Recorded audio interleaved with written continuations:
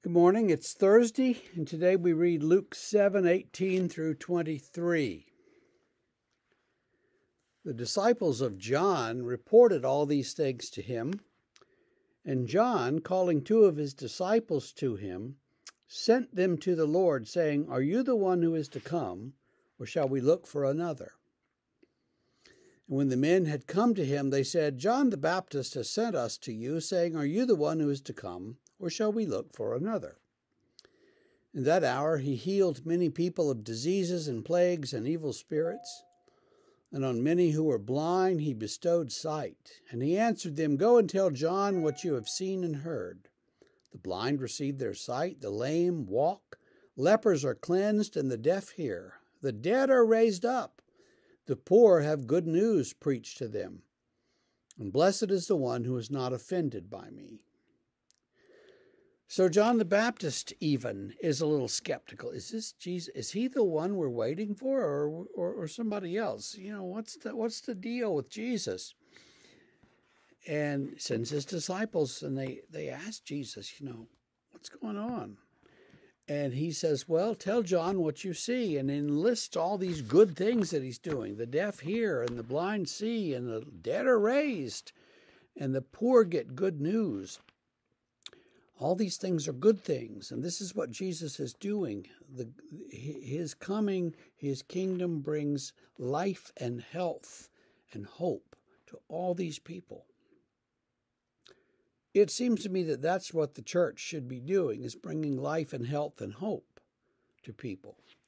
So many times we get embroiled in intramural arguments about whether or not you should baptize somebody at age 8 or age 2 or age 19, or we get involved in arguments about whether we should have a new pipe organ or an electronic organ or no organ, or paint the doors red or not, or paint all these things that happen in churches, and people get all exercised about, and nobody is given the message of life and health and hope. That's a thing we need to work on, folks. It's true. We need to work on that, and we need to get, get our act in gear so that we can proclaim the message of Jesus in real terms. And that's what he does. The blind receive their sight. Who around us is blind? What kind of blindnesses are there around us? The lame walk. Who has trouble walking? Who has trouble following Jesus? Who feels lame? Lepers are cleansed. Who is pushed aside because of their appearance or their disease or whatever? The deaf hear. Who can't hear Jesus and needs to have their ears opened up and be able to hear him? The dead are raised up. Who are dead and need new life? The poor have good news preached to them. We were talking about this yesterday. The poor in this country, the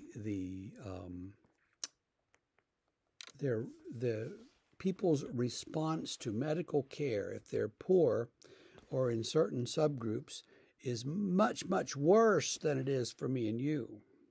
We go to the doctor, we get well. They go to the doctor, they can't afford the medicines, or they can afford them, but the medicines don't do any good. It's too late, and there's a very different outcome. What can we do about that? How can we fix that? How can we identify the causes of that? How can we preach good news to the poor? These are real questions that the church should be working on, instead of arguing about whether or not to put in blue carpet or not. And those are the things that we're good at, though, arguing. So, there you go. For what it's worth, that's my 2 cents. And I hope that you have a great Thursday, and we will see you Friday morning.